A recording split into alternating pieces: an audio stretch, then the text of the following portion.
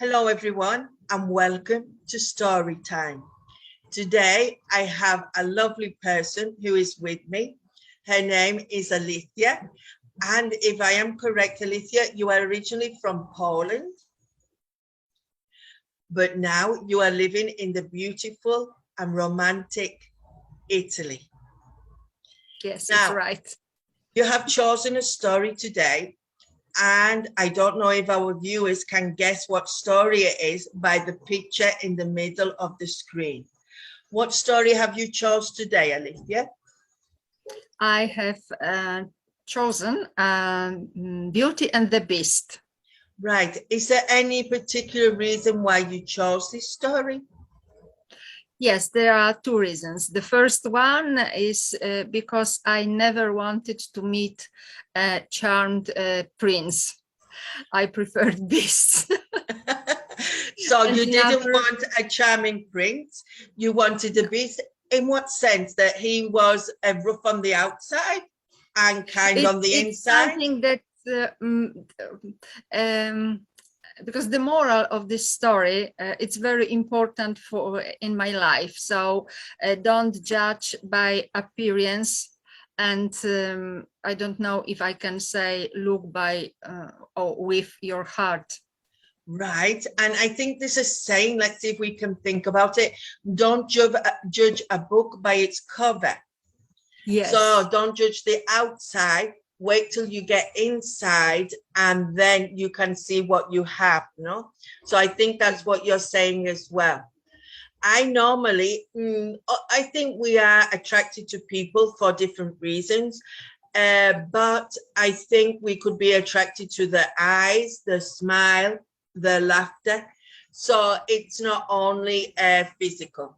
So with your permission, I'm going to share screen and we're going to start to read the story. Right? Just give me a second. Sometimes my fingers get stuck. So it's called Storytime, and the story is called Beauty and the Beast. So if you would like to start to read. Yes. Once upon a time, there was a rich merchant. He had 3 beautiful daughters, but the youngest was the most beautiful. When she was a child, everyone called her Beauty, and the name stuck with her over the years.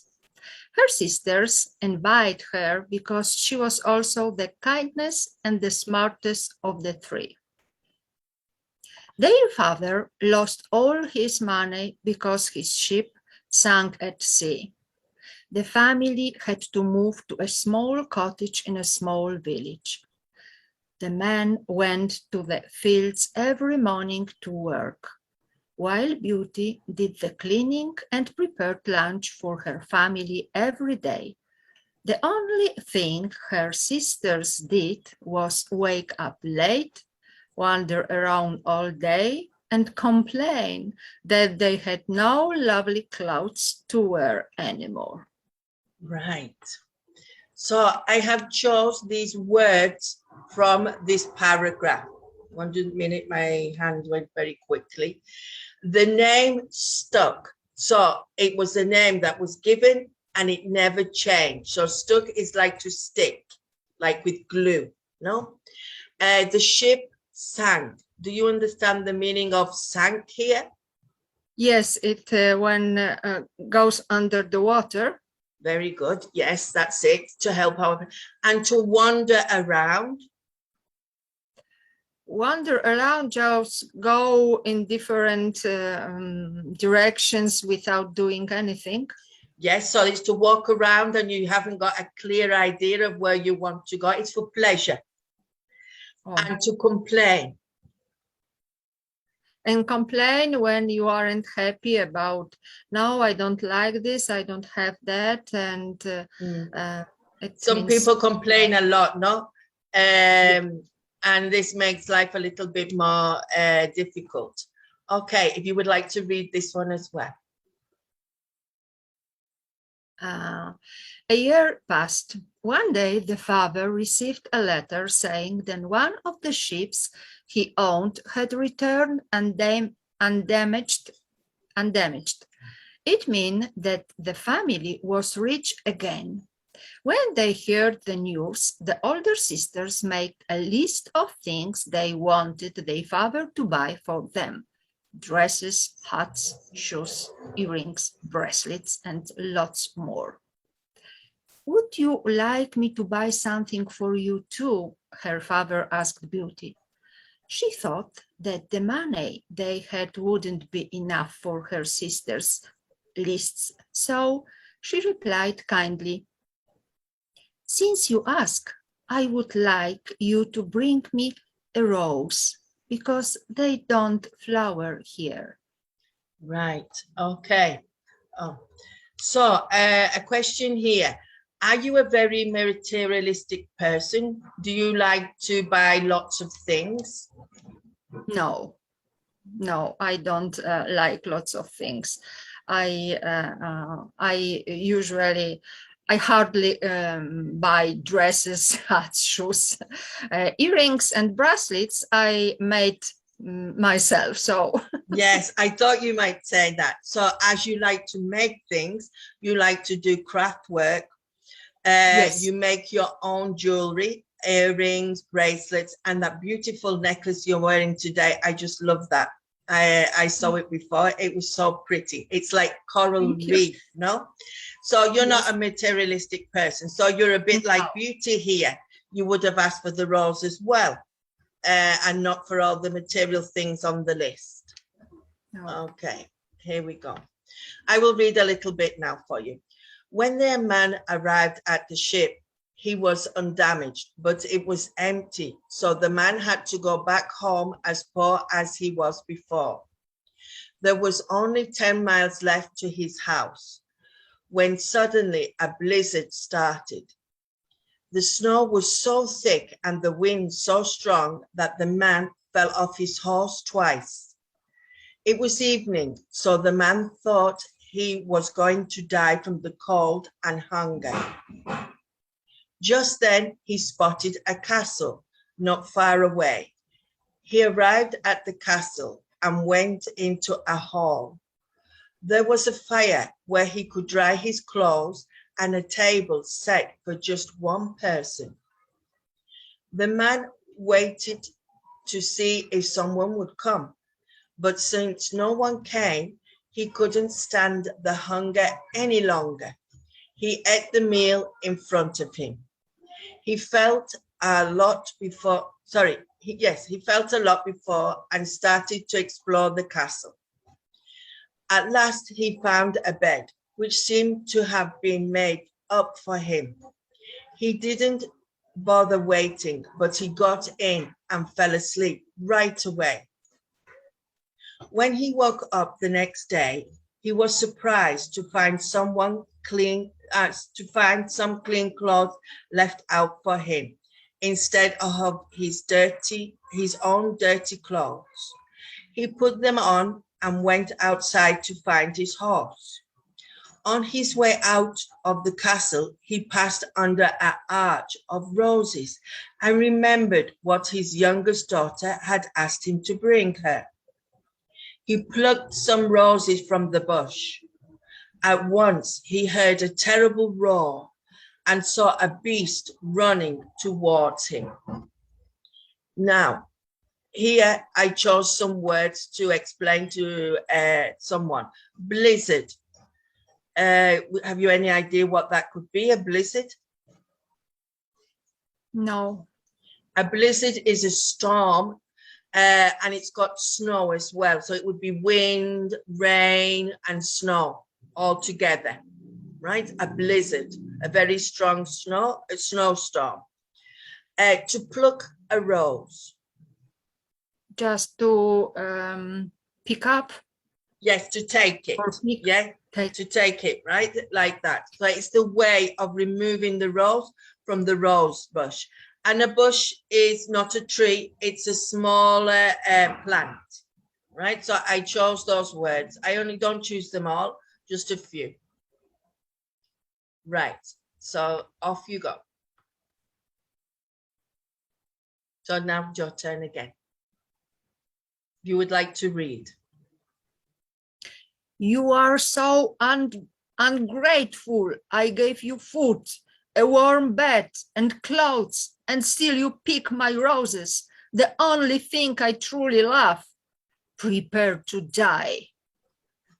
Please, master, don't kill me, the man answered. I have 3 lovely girls waiting for me to get back home. I'm not your master. I'm a beast, so don't flatter me. But you say you have daughters. You can go. But you must promise that one of your daughters will come on her own and die instead of you. If not, you should come back in 3 months to die. Oh, very nice. Terrible. I was feeling very frightened then. Right. So here we have some words. Ungrateful. That means not to be thankful for what you have received, no? To flatter somebody. If you flatter somebody, what do you do? Where it is? Where is it? Here. Where is it? Here. We can find it here. Yes. Oh, I don't know. Don't. Right. So the man was saying nice things to him, and the beast didn't want any of these compliments. So he was, for example, if I say to someone, oh, you're looking very nice today. Oh, I really like your dress. So I am saying compliments. So I am flattering them. So the beast said, don't say these nice words to me. I'm not interested, right? Because you did something to me that I didn't like. And on her own. On her own is when somebody is by themselves, alone, right? So your daughters will come on her own, right here. So he wants one of the daughters to come by themselves, right? When they come back. So if you would like to read again.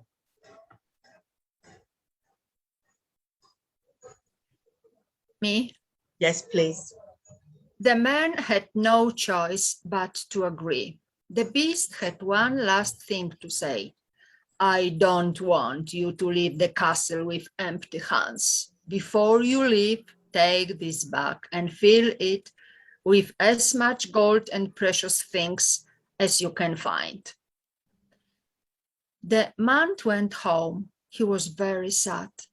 He gave Beauty the roses he had taken from the beast's garden and told everyone what had happened. The older sisters started crying, but Beauty stayed calm. Why aren't you crying? Demanded the sisters. Father is going to die just because of your silly roses. Father won't die, she replied. The beast told father that he could send one of his daughters, and so I'm going to go. Nothing could change Beauty change her mind. The next day, she left with her father to go to the beast's castle.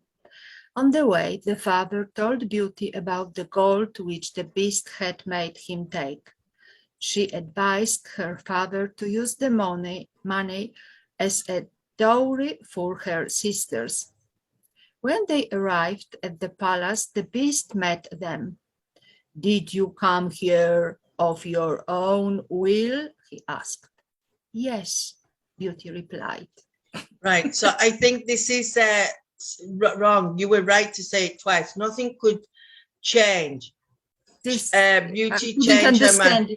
Yeah, it's not quite written right. Nothing could make Beauty change her mind. I think that would have been better, right? So yes. Sometimes when you copy, it's not exactly right. Okay. So precious things. How would you describe precious things? Precious thing, everything like gold, Something like beautiful, expensive, worth a expensive. lot. Yes, yes. I think more beautiful than anything, no? Or rare or unusual as well. Maybe that could be precious, no?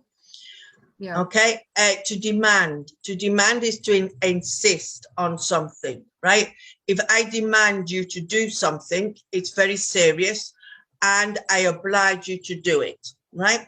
And I just saw a word there which I thought was interesting: dowry. Dowry is what they used to pay before when a woman used to get married. I don't think they still do it in a lot of places now. But now when I got married, I had some coins, which was a symbol of what happened before. So on a small silver tray, the page boy carried 10 gold coins, which were new. And in a symbol, the little boy gave this to my husband, and this was a symbol of my dowry. So it's like money towards getting married. So maybe in some cultures that still exists, the dowry, and the father of the bride needs to pay money to the husband or the husband's family. Right. Again, if you would like to read. Your heart is too good, the beast exclaimed, and told them to have dinner and sleep well. Tomorrow morning you can leave the palace, the beast told the man. The next morning, after her father left the palace, Beauty started crying. She thought that the beast wanted to kill her. With her head full of these horrible thoughts, the girl started walking around the palace. It was very beautiful. To her surprise, she found a room which had a sign on it saying, Beauty's Chambers. She opened the door and saw a lovely room with piano and library. The beast doesn't want me to get bored, she thought, and regained her courage. If only I could see my family, everything would be perfect, she thought. And at that moment, the mirror on the wall showed her home. She saw that one of their sisters was getting married, but then everything disappeared. This probably means he doesn't want to kill me. At dinner time, she went into the dining room and saw that the beast was there. Can I watch while you eat? He asked. Of course, Beauty replied. You are the master here. I love your voice, Alicia, because I'm listening to you I'm enjoying reading. I'm listening to you and my imagination is floating a little bit and I'm thinking about life and different things. Right, chambers is an old word for like bedroom. And disappear, it means that it's not here anymore. One thing was here a minute and the next minute it isn't here. So we are missing some of the characters from the Disney film and that. So this is just a very basic story. So I'll read a little bit now. No, the beast replied. You are the mistress of this castle. If you want me to leave, I will go right away. Tell me, you find me disgusting, don't you? Beauty couldn't lie, so she answered, yes, indeed I do. But I believe you have a good heart. You are right. Not only am I disgusting, but I don't have any brains either. I'm a beast, he said, and left her to have her dinner alone. The next morning, the beast entered the room around dinner time and asked the beauty a question which shocked her. Will you marry me? He asked. No, beast, she answered. He sighed and left the room again. This is how they lived for 3 months. Beauty's happiness would have been complete if the beast didn't ask her one and the same question every evening. Right. Okay. So disgusting is something horrible and you don't like it at all. To lie is not to tell the truth. And brains is what we're supposed to have here to help us think and have knowledge. And to sigh is something we do when we are maybe desperate, like that. It's more of a sound, no? Yes, like that. So she sighed, right? Right. If you would like to read, I think we're coming to the end. One day, Beauty was standing in front of the mirror and saw her family again. She saw that her father was very sick. She ran to the beast and told him what she saw. I promised never to leave you, but if you don't let me go, I will die from sorrow, she said. You can go visit your family, he said, but you must promise me that you will be back on the 8th day. When you are ready to come back, you should just put your ring on the table. The next morning, she woke up at her father's home. When she saw his youngest daughter safe and well, the father got very excited. Her sisters also came to see her. They were both very envious and angry that Beauty was all dressed up in a lovely dress and was looking more beautiful than ever. They came up with a sly plan to make Beauty go back to the castle later than she had promised, so that the beast would get angry and kill her. When the 8th day came, they started crying and asking their youngest sister to stay with them a little more. Beauty's good heart didn't even think there could be a plan, and she believed they truly missed her. She promised to stay 8 more days, but on the 10th day, Beauty had a dream. In her dream, the beast was lying in the garden almost dead. She woke up and put her ring on the table. Right. Okay. Now, this word here, sly, I've lost it for a minute. A sly plan. It means like a devious plan, a plan with a wicked idea, right? So the word sly is not very good. It means devious or something with bad thoughts. And sorrow comes from the word sad, right? So she was full of sadness and sorrow. Right, here we go. The next morning, she woke up in the castle. She called for the beast, but no one replied. She searched for the beast everywhere, but she couldn't find him. At last, she remembered her dream and went into the garden. There she found the beast. He had fainted, but Beauty thought he was dead. He died because of me, she thought, and a tear drop fell on his chest. As soon as Beauty's tears dipped on his chest, Beast turned into a handsome prince. Beauty was amazed. I was turned into a hideous beast by a fairy long ago because I didn't let her shelter in the castle when there was a storm, Beast explained. Only finding true love could break the spell. Will you marry me? Beauty agreed happily, and they lived for many years together in the castle. Right, so fainted is when you fall to the ground and you are dizzy. No, fainted. A tear is what comes out of our eye when we cry. And I think everything else is very clearly explained, no? So to search, to look for, to faint, and hideous is ridiculous or not very nice, right? So they were the words. Right, now this might be a little bit more difficult for us, but it's a little bit of a background to the story. So if you would like to read a little bit, and I will read a little bit.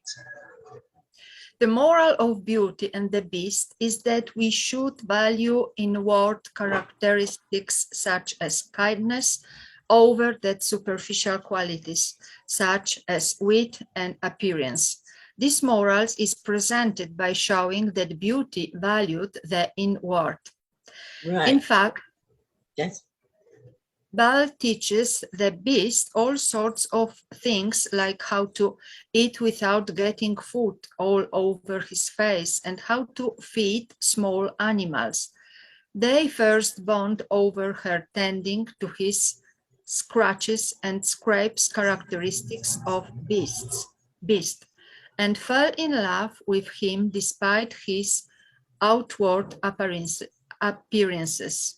Right, so scratches is what we receive when it goes like this, like from a cat or something. So he had some sores, some wounds, and she would help to cure them, I suppose, with some herbs or cleaning them, no? Okay, so if you continue. Beauty, here. Beauty and the Beast is a great portrayal of finding your inner self, voice, and strength and not falter. Belle shows unconditional love for her father and the Beast through the sacrifice she makes for both of them. Unconditional love is a rarity in our world. A rose symbolizes love, but this particular rose is dying, just like the Beast's hopes for true love. Even more importantly, the rose symbolizes the fragile nature of life and the Beast's need to reform from his previous life of vanity and excess in order to restore his kingdom. Yes, I think I remember. I must admit, I must tell the truth. I haven't read the book. I just watched the Disney film. So I watched it when my girls were little, over 25 years ago, I think. And the petals from the rose each day would fall. So every day, Beauty didn't like or say that she loved the Beast, another petal would fall off the rose. And it was like saying that time was running out for Beauty to like the Beast. So I do remember that. So did you read the book or you watched the film? Can you remember? I watched the film, Disney film. I read the story in different, it was short or longer story. And 2 days ago, I discovered the free editorial and the Beauty and the Beast. I haven't read it yet. So right. I will read once again. No, because I remember in the film, there was like a little cup and it had a piece missing and it was called Chip, because a chip is a piece missing from porcelain, for example. And then I think the teapot, there was a lady called Mrs. Teapot or something similar. So the Disney characters have fun names related to themselves. And there was a candlestick. And the candlestick, I think it was called Lumiere or something like that. So Lumiere means like to illuminate, I think. So all the names of the characters come something related to themselves. Right. Did you enjoy that? I did. Yes, I enjoyed a lot, Letty. Thank you so much.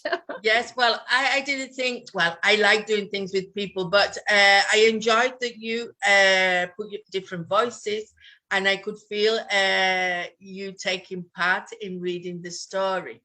So what do you think we should learn from this story then? I think that this important moral I've just mentioned, that don't judge by appearance. I think that I used to say bad people doesn't exist, and there are people who maybe feel hurt or suffered a lot. So it's important to see, to think about them, about to ask why they are like this. What Yes, happened and to in their find life. the light at the end of the tunnel in this person, see the bright side of this person, no? Because Yeah. I never thought of that. Maybe the person gives off a bad impression because they are hurt or injured, and they have never had anybody by their side to give them that little bit of kindness which they were missing, no? I think this happens to a lot of us, no? That if someone gives us the time or they share a little something with us, it brings a bit of light or brightness into our lives, which we all need, especially now. So, Alicia, would you like to say goodbye to everybody? I enjoyed a lot, Letty. Thank you. And thank you, both of you who will watch this video. Bye. Yes. Would you encourage other people to do it with me? Would Sorry? you ask other people to do it with me? Do you think it's a good experience? Yes, I think that it's wonderful. So Perfect. we should motivate other people to choose a story, whatever they want, and to try and do it with me. Because as you see, it's nothing to be afraid of. I'm here to help, and Yes, we're all nice and relaxed. I was very afraid before we start this meeting, but I feel very comfortable with you. That is the idea. Okay, do then. it. It is wonderful. Yes, and also we help others because if they watch us, other people would listen and maybe motivated with some new vocabulary. So thank you very much, and toodaloo. Thank you. Bye. Bye.